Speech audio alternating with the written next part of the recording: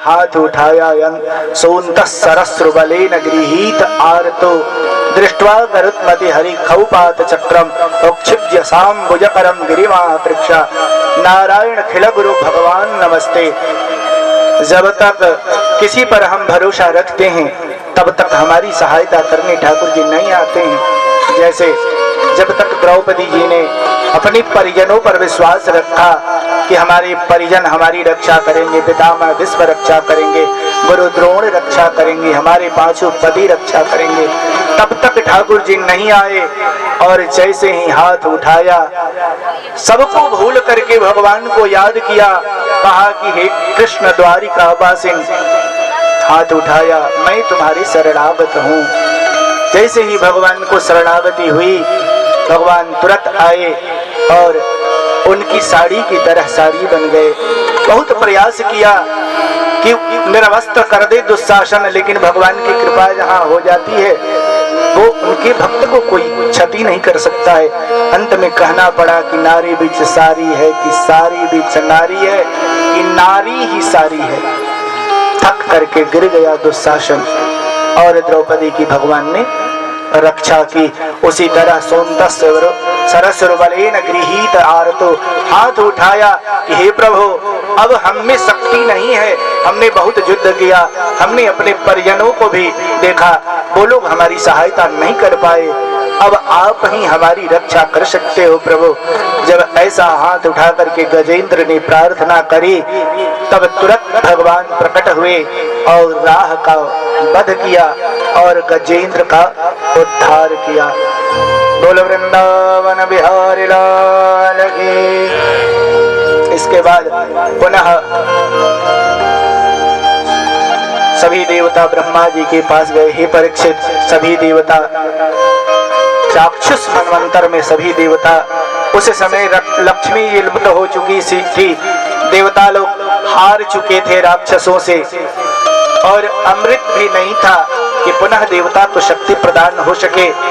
तो उस समय सभी देवता भगवान के पास गए, ब्रह्मादि सभी देवता भगवान नारायण के पास गए और जाकर के उनसे प्रार्थना किया। यों स्तुतः सुरगणैः भगवान हरिरेश्वरः तेषां भाविर्भूत राजन् सहस्रा उदयद्युतिः। जब प्रार्थना किया ब्रह्मादि सभी देवताओं ने तो भगवान नारायण वहां प्रकट हुए और प्रकट होकर के कहा कि मैं जो बताता हूँ आप लोग वो काम करो, तब पुनः आपकी शक्ति वापस हो सकती है। कहा कि समुद्र मंथन का उपयोग करो, समुद्र मंथन करोगे तो तुम्हें पुनः शक्ति प्रदान होगी, उससे मंथन से अमृत प्रकट होगा और उस अमृत को पान करके आप लोग पुनः शक्तिशाली बन जाओगे। सभी देवता मान गए। कहा कि हे प्रभु इतना बड़ा समुद्र, इसका मंथन कैसे किया जाए? तो भगवान ने कहा कि सबसे पहले आप लोग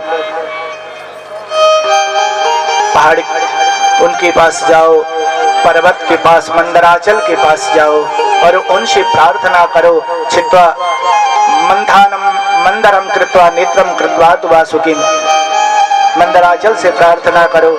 उसके बाद नीति बनने के लिए वासुकी से प्रार्थना करो और ये जब दोनों तैयार हो जाएं तो समुद्र मंथन संभव है। सभी देवता पहले मंदराचल के पास गए। मंदराचल ने पहले तो हामी नहीं भरी, लेकिन फिर बाद में लालच दिया देवताओं ने कि अमृत में आपको भी भाग दिया जाएगा, तब तैयार हुए। इसके बाद वासुकी के पास गए। वासुकी भी मानने के लिए तैयार नहीं थे, उन्हें भी लालच दिया देवताओं ने, तब वासुकी जी तैयार हुए। इसके बाद अब समस्या हुई कि मंदराचल को समुद्र तक लाए कौन। पुनः भगवान से प्रार्थना करी सभी देवताओं ने, तो भगवान ने अपने गरुड़ को भेजा और गरुड़ भगवान अपने पीठ पर मंदराचल को धारण करके समुद्र में ला करके डाल दिया। वासुकी नेति रस्सी बनने के लिए तैयार थे ही, लेकिन जैसे ही मंदराचल को समुद्र में डाला गया, मंदराचल समुद्र के निचले तल में धंसने लगा। फिर देवता लोग चिंतित हो गए कि अब क्या किया जाए।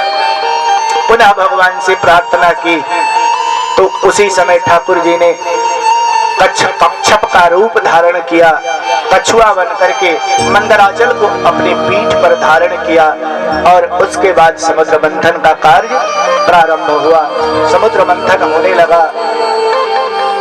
देवता और दानव, पूंछ के तरफ देवता और मुख के तरफ दानव लगे थे। मंथन होने लगा। सबसे पहले कालकूट नामक विष निकला समुद्र मंथन से, और जैसे ही उस विष बाहर निकला पूरी सृष्टि उसके प्रभाव में जलने लगी। इतना घातक विष था। सबने प्रार्थना किया, देव देव महादेव भूत भावन भूतात्मन भूत भावन त्राहिण शरणापन्ना त्रैलोक दहनात् पिशाच। हे प्रभु, हे भोलेनाथ, हमारी आप रक्षा करो। समुद्र मंथन में ये कालकूट विष, इसका जो प्रभाव है, इसकी घातक बार है, इससे हम लोग जल रहे हैं, सारी सृष्टि जल रही है। और एकमात्र तुमेकम सर्व जगतम ईश्वर हो बंध मोक्षयो तम तत्वा चंदे कुशला प्रपन्न आरती हरम गुरु। हे जगत के गुरु, आप हमारी रक्षा करो। जब देवताओं ने शिव जी से प्रार्थना किया तो शिव जी आए और उस कालकूट नामक विष को शंख में धारण करके पी गए और विचार किया कि हमारे हृदय में तो हमेशा भगवान का निवास रहता है, अगर ये घातक जहर जाएगा हमारे हृदय में तो हमारे ठाकुर को कष्ट होगा। इसलिए राम शब्द से बहुत प्यार है भगवान भोलेनाथ को, तो रा कहा और विष पी गए। अम्मा का करके बंद कर दिया, कंठ में रोक दिया उस विष को। इसलिए उनका नाम पड़ा नीलकंठ, कंठ नीला हो गया विष के प्रभाव से, तो उनका नाम पड़ा नीलकंठ। इसके बाद बहुत 14 रत्न आए, निकला ऐरावत 20 के बाद कामधेनु निकली, कामधेनु के बाद उच्चैश्रवा नामक घोड़ा निकला, ऐरावत हाथी, समुद्र मंथन से सब निकले ये सब लोग। इसके बाद कौस्तुभमणि निकली, कल्प वृक्ष निकला और एक अप्सरा निकली, लक्ष्मी जी प्रकट हुई और वारुणी देवी, फिर धन्वंतरी, अंत में चंद्रमा, पांचजन्य के बाद सबसे अंत में धन्वंतरी भगवान अमृत लेकर के प्रकट हुए। और जैसे ही अमृत लेकर के धन्वंतरी भगवान प्रकट हुए, राक्षसों ने उनके हाथ से अमृत छीन लिया। तड़पने लगे सभी देवता की अब क्या किया जाए। भगवान को मन गोहराया कि हे प्रभु, अब आप ही हमारी रक्षा करो। तब ठाकुर जी ने बहुत सुंदर मोहिनी का रूप धारण किया और मोहिनी का रूप धारण करके वहां आए और आकर के उन राक्षसों के हाथ से अमृत का कलश ले लिया। कहा, और इतनी सुंदर थी मोहिनी का, इतना सुंदर स्वरूप था कि राक्षस लोग देखते ही रह गए, मोहित हो गए उनके रूप पर, कुछ बोल नहीं सके। अपने आप अपने हाथों से अमृत उस देवी को दे दिया। मोहिनी भगवान ने कहा भी कि कथम कश्यप दायाद पुंचल्यामय संगता विश्वासम पंडित हो जातु कामिनी सुनद्याति। हे काश्यपेय, हे कश्यप के पुत्र, कभी भी शास्त्र कहता है कि कभी भी पुंसचली स्त्रियों पर विश्वास नहीं करना चाहिए। जो स्वतंत्र विचरण करने वाली स्त्री हो, जिसका कोई आगे नाथ न पीछे पगा, बोल वृंदावन बिहारी लाल की, तो वैसी स्त्रियों पर कभी विश्वास नहीं करना चाहिए। और आप लोग विश्वासम पंडित हो जाते हो, आप कश्यप जी के, विद्वान कश्यप जी के पुत्र हैं, कामिनी सुनयाति ही। लेकिन राक्षसों ने कहा कि नहीं, ऐसा कुछ नहीं है, हमें तुम पर भरोसा है। तब मोहिनी भगवान ने सबको लाइन से बैठाया और अमृत बांटना प्रारंभ किया। उसमें सुदेव नामक एक दैत्य था, वो जान चुका था कि इसमें जरूर विष्णु भगवान का कोई लीला है। वो चंद्रमा और सूर्य के बीच में देवता का रूप धारण करके बैठ गया और अमृत बांटते बांटते मोहिनी भगवान वहां गए। तो जैसे ही अमृत लिया, सुदेव ने कंठ में डाला, इशारा किया सूर्य चंद्रमा ने कि ये देवता नहीं है, ये दानव है। भगवान ने तुरंत मोहिनी का रूप त्याग दिया और सुदर्शन चतुर्भुज रूप धारण किया और सुदर्शन को आदेश दिया। सुदर्शन जाकर के उस सुदेव राक्षस का गला काट दिया, लेकिन वो अमृत पी चुका था, वो अमर हो चुका था। वहीं सुदेव नामक दानव राहु और केतु बना। हैजा से नीचे गर्दन के नीचे राहु और गर्दन केतु, दो भागों में बटा तो दो ग्रह बने। इसीलिए सूर्य चंद्रमा ने बताया था मोहिनी भगवान को, इसलिए हमेशा सूर्य चंद्रमा को ही ग्रसित करते हैं। इस तरह अमृत बांट करके भगवान लुप्त हुए। पुनः देव और दानवों में युद्ध हुआ, दानव पराजित हुए। उस समय दानवों के राजा महाराज बलि थे, बलि भी मर चुके थे, लेकिन शुक्राचार्य जी ने संजीवनी विद्या से पुनः बहुत राक्षसों को जीवित किया और इसके बाद उनसे यज्ञ कराया कि फिर हमें शक्ति प्रदान प्राप्त होगी। यज्ञ से उन लोगों को शक्ति प्राप्त हुई और पुनः देवताओं पर उनका विजय हुआ। इसके बाद जब त्रैलोक का राजा महाराज बलि बन गए तो शुक्राचार्य ने कहा कि महाराज अब तो देवता, आपके शत्रु देवता भी आपके अधीन हैं, अतः मैं चाहता हूं कि आप यज्ञ करो। तो बलि जी तुरंत तैयार हो गए, कहा कि ठीक है, जैसे आपकी मर्जी। तो यज्ञ कराया, 100 अश्वमेध यज्ञ बलि जी ने किया। इधर बलि जी की सत्ता बढ़ने लगी और माता अदिति की चिंता बढ़ने लगी।